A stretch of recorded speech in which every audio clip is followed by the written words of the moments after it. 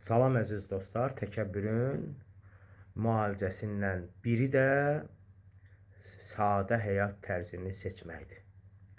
İnsan gərək yaşayışını, danışığını, rəftarını, oturuşunu, duruşunu, yerişini sadə yaşasın.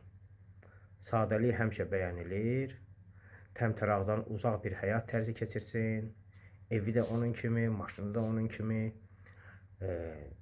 hər bir işi onun kimi. Bunun üçün kifayət qədər örnəklər var. Məsələn, Allah Rəsulü sallallahu aleyhi və alihi və səlləm və onun pak əhli beyti bu cür sadə həyat tərzi yaşayıblar.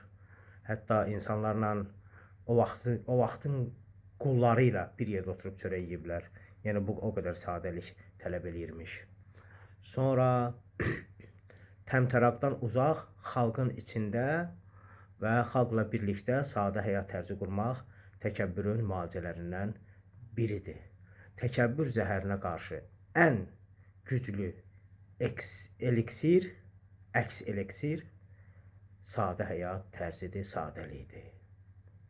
Sağ olun.